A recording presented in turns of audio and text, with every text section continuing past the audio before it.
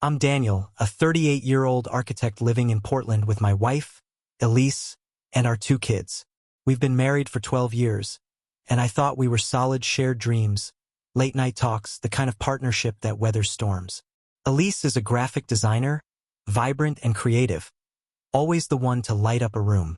Our life was a mosaic of soccer games, date nights, and quiet moments sketching house plans together. But lately I'd noticed a shift. She was distant, her laughter less frequent, her eyes avoiding mine.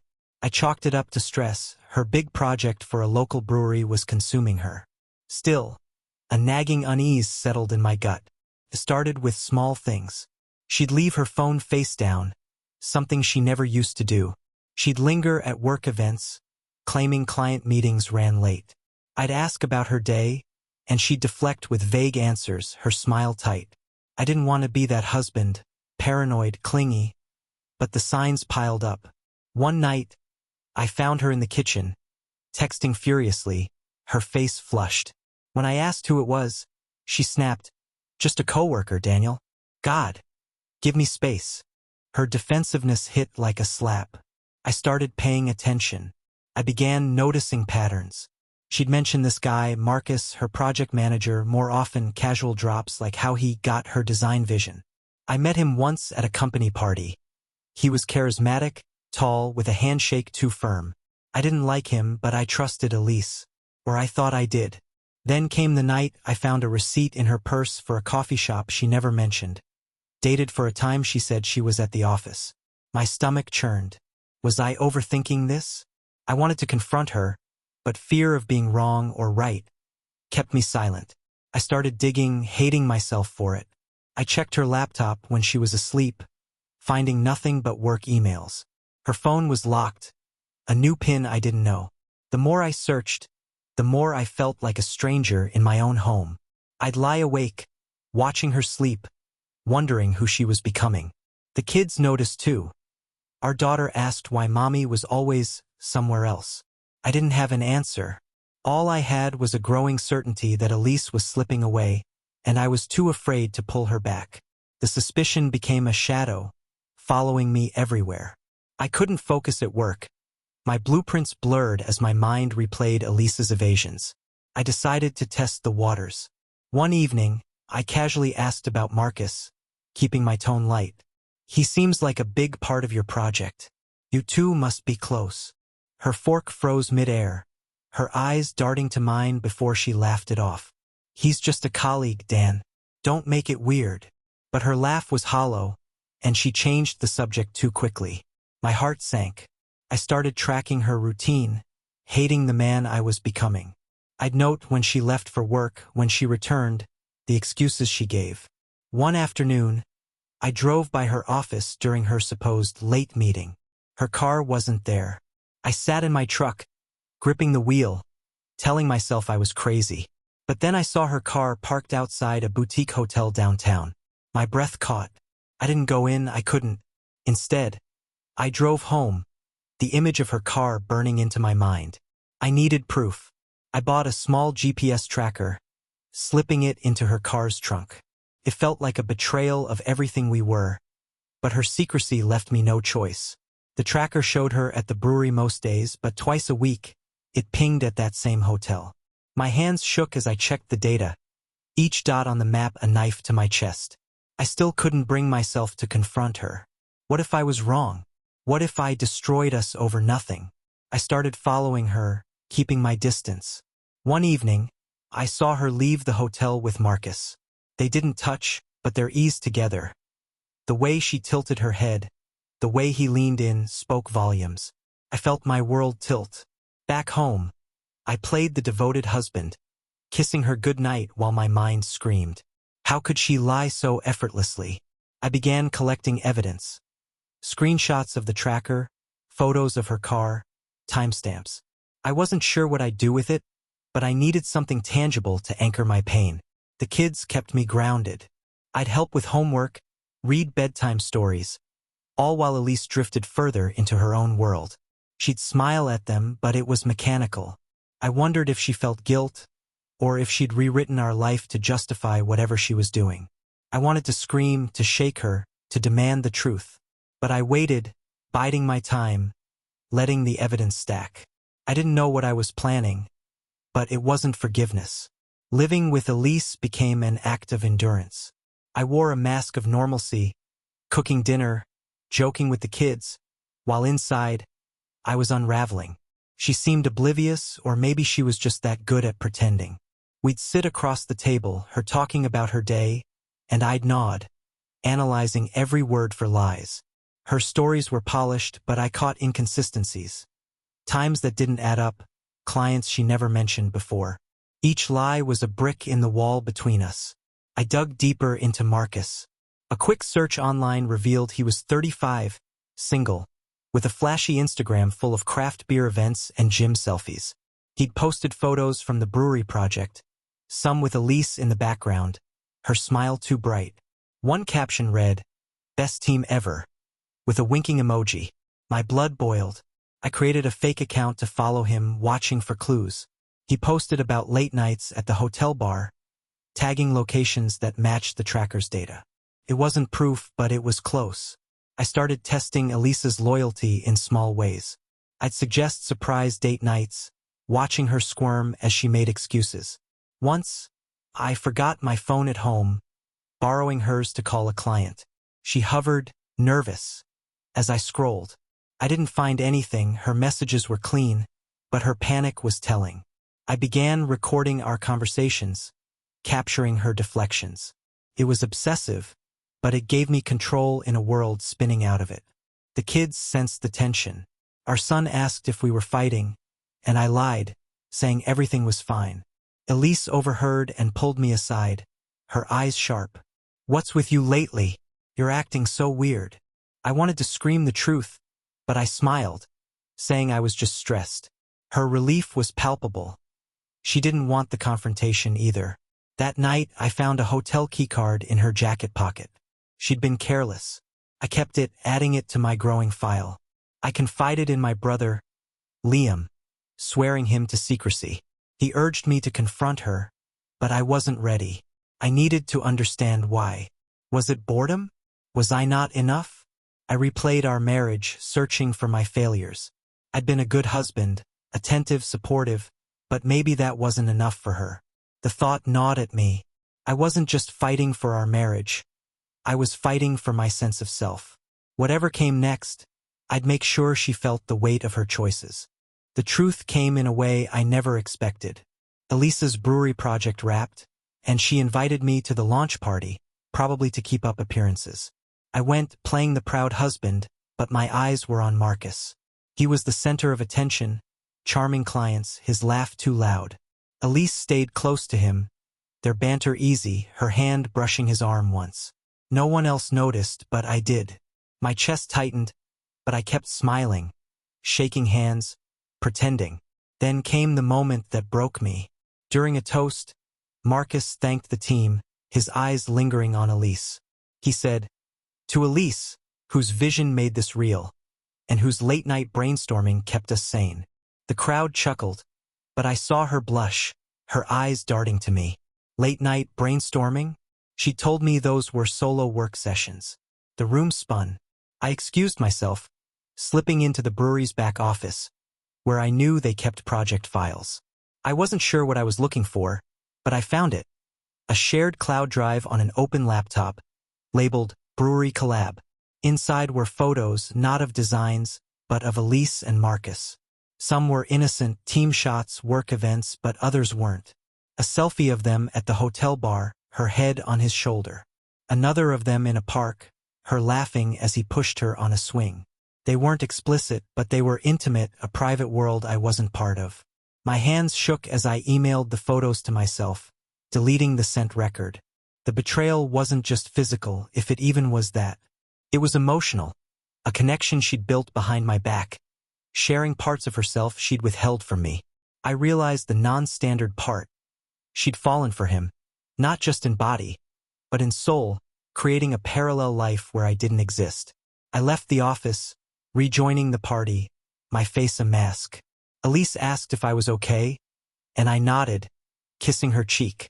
She didn't deserve my honesty. That night I planned. Revenge wasn't enough. I wanted her to feel the betrayal's depth, to lose what she'd taken for granted. I didn't want to just expose her. I wanted to dismantle the life she thought she could have. Marcus, too, would pay, but Elise was my focus. I'd wait, let her think she'd gotten away with it, while I built a trap she couldn't escape. I stopped confronting Elise, letting her believe I was clueless. It was torture, but it gave me clarity. I studied her, noting her habits, her lies, her moments of guilt. She'd sometimes look at me with something like pity, as if I was the one breaking us. It fueled my resolve. I didn't want a divorce, that was too easy. I wanted her to face the consequences in a way that mirrored her betrayal's cruelty. I started with Marcus. I learned his routines through his social media and some discreet tailing. He was a creature of habit. Gym at 6 a.m., coffee at a hipster cafe, late nights at the brewery or hotel bar. I found his address, a sleek condo downtown, and noted his visitors, mostly colleagues, but Elise's car appeared twice. I didn't need more proof. I needed leverage. I hired a private investigator, a discreet woman named Carla, to dig into Marcus's life. She found dirt. He was skimming funds from the brewery project, small amounts, but enough to ruin him if exposed. For Elise, my plan was more personal. She valued her reputation, her clients, her creative identity, her social circle. I take that from her piece by piece. I started subtly, planting seeds of doubt among her friends.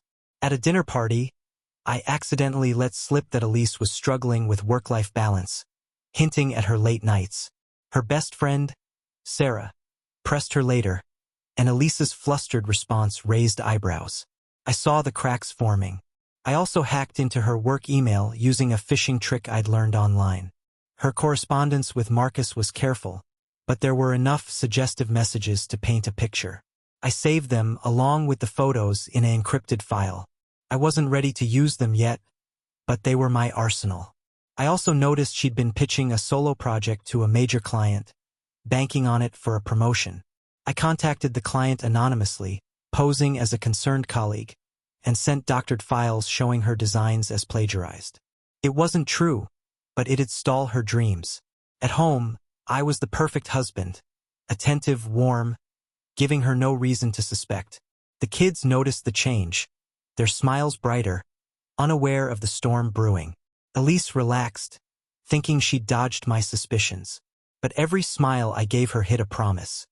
She'd lose everything she valued, not through confrontation, but through a slow, deliberate unraveling. My revenge was taking shape, and it would be as non-standard as her betrayal. Every day, I wove my plan tighter, a spider spinning a trap Elise couldn't see. I kept up the facade of the devoted husband, cooking her favorite meals, leaving notes on her laptop, even suggesting a weekend getaway she predictably declined. Her excuses were flimsier now, her guilt less guarded. She thought I was oblivious, and that was my power. At night, I'd pore over my evidence, photos, emails, GPS logs, planning my next move. Revenge wasn't enough. I wanted her to feel the betrayal's weight in her bones. Carla, my private investigator, delivered more on Marcus. His skimming from the brewery wasn't just petty theft. He'd funneled funds into a side hustle, a craft beer label he was secretly launching. Elise's designs were part of it, uncredited, of course. He was using her talent to build his empire while she thought they were partners in something deeper.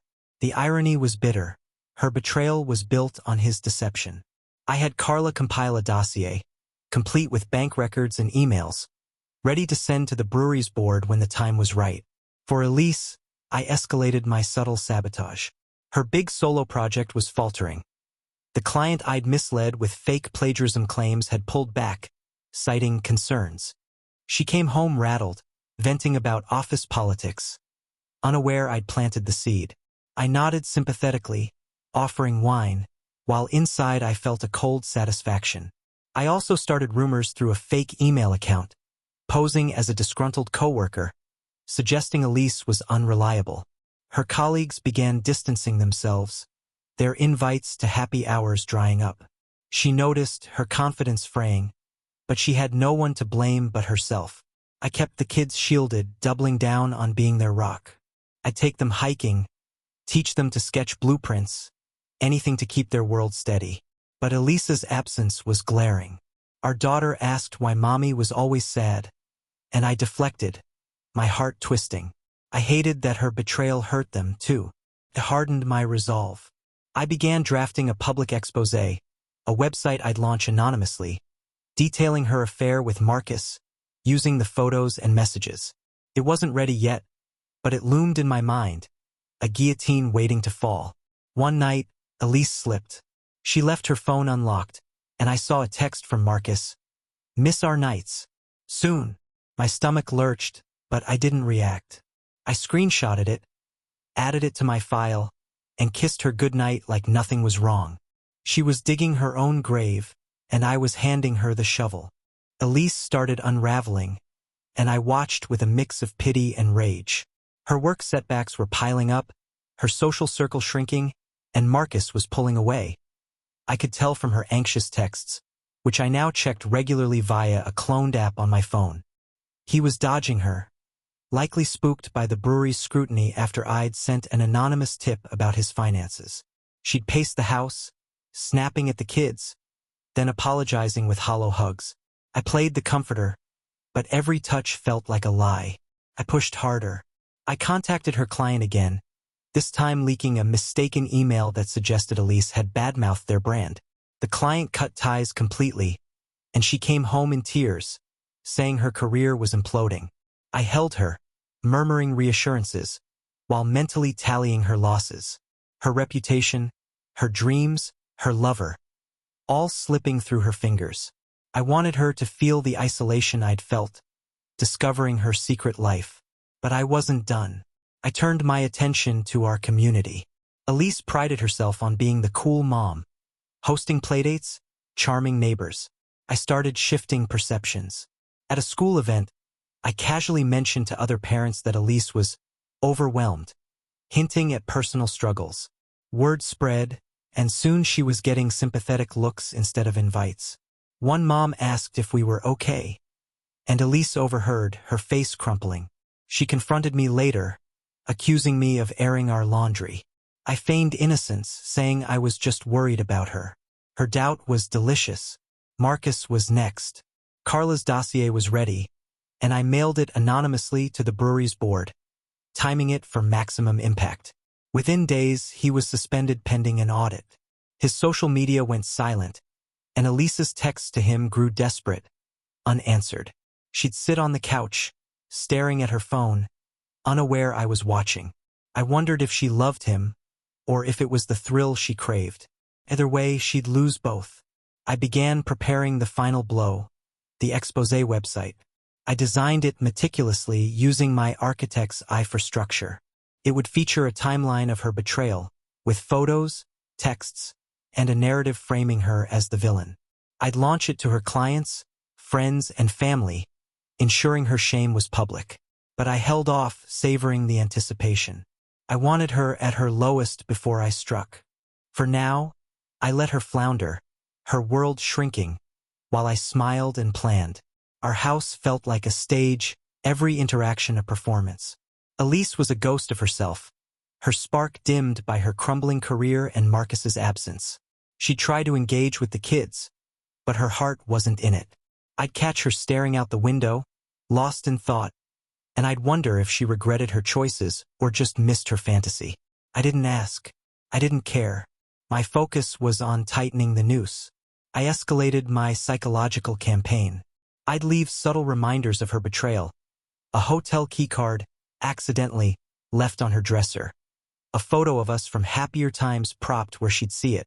She'd flinch, her eyes searching mine, but I'd act oblivious, humming as I cooked. Her paranoia grew. She started double-checking her phone, locking her laptop. She knew something was off, but she couldn't pin it on me. That was the beauty of it. Her guilt was her prison, and I was the unseen warden. I also targeted her finances.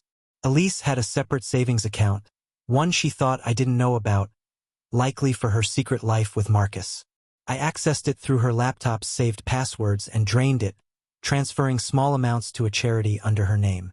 She got the donation receipt in the mail and freaked, thinking she'd been hacked. I feigned concern, suggesting she change her passwords, knowing it'd make her feel more exposed. Her trust in her own world was eroding, just as mine had. The kids were my anchor, but even they couldn't soften my resolve. I'd tuck them in, promising stability, while plotting their mother's downfall. I hated how her actions tainted their innocence, how our daughter's drawings now showed mommy alone. I channeled that pain into my plan. I started drafting emails from a burner account, posing as a concerned friend, to send to her family. They'd hint at her struggles with fidelity, planting seeds of doubt without proof. Yet, Marcus's life was collapsing, too. The brewery fired him after the audit, and rumors swirled about legal action. Elise didn't know yet, but I saw her panic when his number went to voicemail. I imagined her realizing he'd used her, just as she'd used me. It wasn't enough. I wanted her to face her betrayal in a way she couldn't escape, and I was almost ready to make it happen. Elise hit her breaking point, and I watched it unfold with grim satisfaction. She'd lost her client, her social standing, and now Marcus's silence was a final blow. She'd cry in the shower, thinking I couldn't hear, then emerge with a forced smile. I kept up my act, but I was done playing gentle. I wanted her to crack, to confess, to beg for forgiveness she wouldn't get. But she stayed silent, clinging to her lies. I pushed her further. I accidentally left my laptop open to a search history about infidelity, knowing she'd see it. She did, and that night she tried to talk, her voice shaky. "Dan, are we okay? You've been different." I looked her in the eye, my voice calm. "I could ask you the same, Elise." She froze, her face pale, and changed the subject. I saw the fear. She knew I suspected, but not how much I knew. It was exhilarating. I leaked more to her circle. I sent anonymous messages to her coworkers, suggesting she'd been distracted by personal entanglements. Her boss called her in for a performance review, and she came home shaken, saying she might be demoted. I offered empty comfort, my mind on the expose website now nearly complete. I'd added audio clips from our recorded talks, her deflections damning in context. I tested the site on a private server, imagining her horror when it went live. Marcus's downfall was public now. A local blog posted about his firing, hinting at fraud. Elise saw it and spiraled, locking herself in our bedroom, sobbing. I didn't knock. Instead, I emailed her parents from my burner account, attaching a vague photo of her with Marcus, captioned, "Is this who she is now?" Her mom called her, and I overheard Elise's frantic denials. The family rift was forming, just as I'd planned. I began setting the stage for the final act. I booked a work trip for next week, giving me time to launch the website and ensure it spread. I'd be gone when the fallout hit, letting her face the wreckage alone. My revenge was no longer about pain. It was about justice, a mirror to her betrayal's cruelty. She'd lose everything, and I'd be the architect of her ruin. The week before my trip, I was methodical, every move precise. Elise was a shell, barely functioning, her eyes hollow. She'd stopped texting Marcus, accepting his absence, but she hadn't confessed. I didn't need her to. My evidence was enough. I finalized the expose website, scheduling its launch for the day I'd leave. It would auto-send links to her contacts, her clients, her family, with a message, "See who Elise really is." The site was brutal. Photos, texts, a narrative of her betrayal, all anonymous. She'd never trace it to me. I also ensured Marcus's ruin was complete. I tipped off a local journalist about his side hustle, using Carla's dossier. The story broke, naming him as a fraud, and his reputation tanked. Elise saw the article and broke down, muttering about mistakes. I stayed silent, letting her stew. Her pain was a prelude to what was coming. I wanted her to feel the betrayal's depth, not just from Marcus, but from the life she thought she controlled. I prepared the kids, telling them I'd be away for work, but we'd have a big family day when I returned.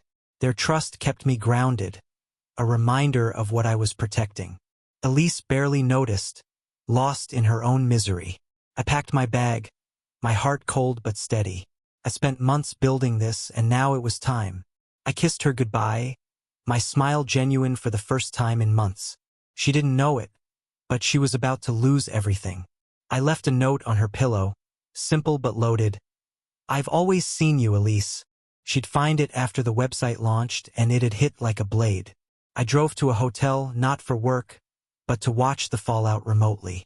My revenge was non-standard, not a shouting match or a courtroom, but a calculated destruction of her world, as intimate and cruel as her betrayal. The clock was ticking, and I was ready. From my hotel room, I watched the clock tick toward midnight, the moment the exposé website would go live. My laptop glowed with the final preview. A sleek, damning timeline of Elise's betrayal, woven with photos, texts, and audio clips. The site's title, "The Truth About Elise," was cold and final. I'd programmed it to email links to her entire contact list, clients, coworkers, friends, family, with a simple message: "See who she really is." My finger hovered over the publish button, a mix of dread and triumph churning in my gut. This was it, the point of no return. I clicked. The site went live, and I leaned back, exhaling. Within minutes, my burner phone pinged with notifications as the emails began landing. I imagined Elise asleep, oblivious, while her world started to burn. I'd rigged the site to be untraceable, hosted on an offshore server, my tracks covered. I sipped a whiskey, the first I'd allowed myself in months, and waited. The cruelty of my revenge wasn't in confrontation. It was in the silent, public dismantling of her identity, mirroring the private devastation she'd inflicted on me. I checked social media, watching ripples form. Her best friend Sarah posted a vague status about trust, and a coworker tweeted about disappointing colleagues. Elise's phone would be lighting up soon. I pictured her waking to a flood of messages, confusion turning to horror as she opened the link. The site didn't just expose her affair. It framed her as a liar, a fraud, someone who'd used her charm to deceive everyone. I'd included her plagiarized project claims, her unreliability at work, all woven into a narrative that made her betrayal universal. I didn't sleep. I monitored the site's traffic, seeing hits from Portland, then beyond as people shared it. By dawn, it had gone viral locally, a gossip bomb in our tight-knit community.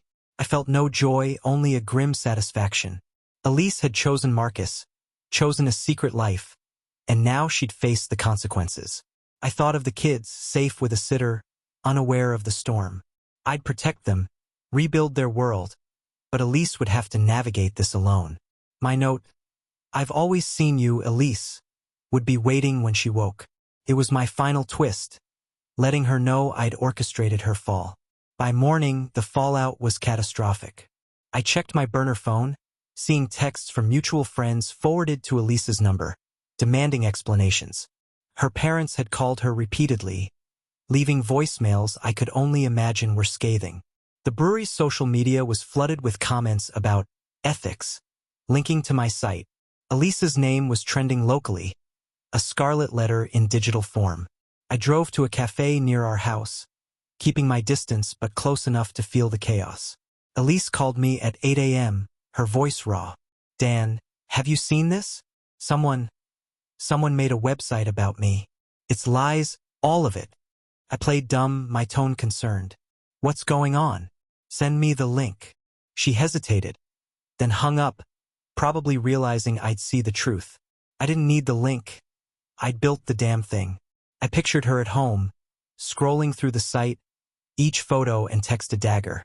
She'd know it was me, or at least suspect, but she had no proof. That was the beauty of it. I checked in with Carla, who'd been monitoring Marcus.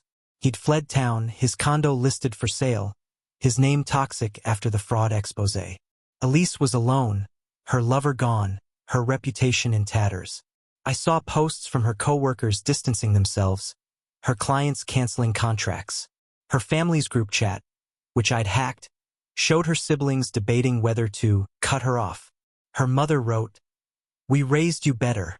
I felt a pang. Her parents didn't deserve this, but it was collateral damage. Elise had to feel the full weight. I returned to the hotel, watching the site's analytics. It had spread to industry blogs, with headlines like, "Designer's Double Life Exposed." Elise's career, her pride, was dust. I imagined her trying to explain, her lies unraveling. The kids were my only concern now. I called the sitter, ensuring they were okay, and planned to pick them up tomorrow. Elise didn't deserve them, not now. My revenge was complete, but I wasn't done. I needed to see her face, to know she understood the cost of her betrayal. I went home the next day, ready to face Elise. The house was silent, the air heavy. She sat on the couch, eyes red, laptop open to the website. She looked up, her face a mix of fear and fury. "You did this, didn't you?" Her voice trembled. I didn't flinch, setting my bag down, my expression neutral. "Did what, Elise? You're the one who made choices." She stood, shaking, pointing at the screen. This lie. "You ruined me." I stepped closer, my voice low. "You ruined us. I just made it public." She broke, sobbing, begging me to believe it wasn't what it looked like. Marcus was a mistake, a friend, nothing more. I laughed, cold and sharp. "A friend you met at hotels? A friend you lied about for months?" I pulled out the hotel keycard, tossing it at her feet. Her eyes widened. She hadn't realized I'd kept it. I didn't need to say more. The evidence was online for the world to see.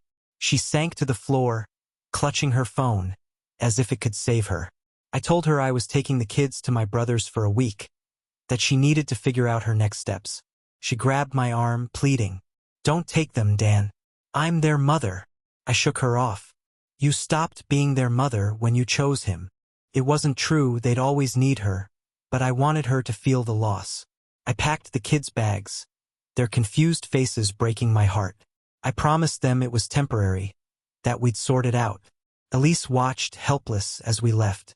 In the car, I felt the weight of what I'd done. The website was still live, its damage spreading. I'd planned to take it down after a week, but part of me wanted it to linger, a permanent scar.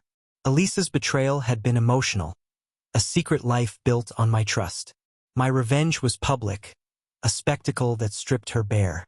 It was cruel, yes, but it was justice. She'd never forget, and neither would I. A week later, I returned with the kids. Elise was gone, leaving a note. "I need time. I'm sorry." Her clothes were missing, her laptop gone. I felt nothing, no relief, no regret. The house was ours now, a fresh start for me and the kids. I took down the website, its purpose served. Elise's name was still whispered in our circles. Her career dead, her family estranged. She'd texted her parents, claiming it was exaggerated, but they hadn't responded. She was alone, just as I'd intended. I hired a lawyer, preparing for divorce. I didn't want her back. She'd broken something irreparable.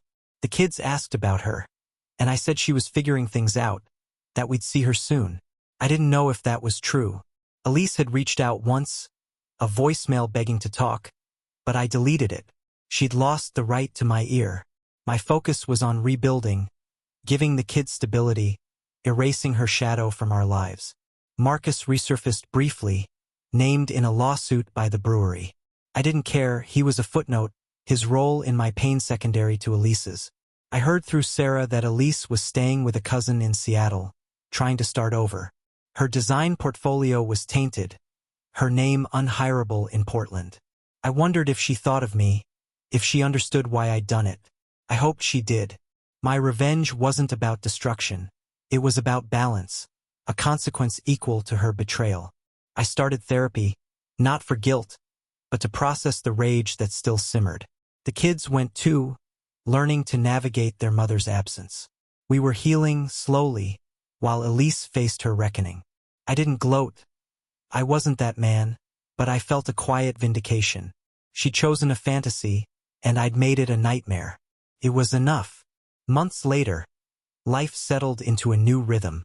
The kids and I moved to a smaller house, one I designed with open windows and bright walls, a rejection of the darkness Elise left behind.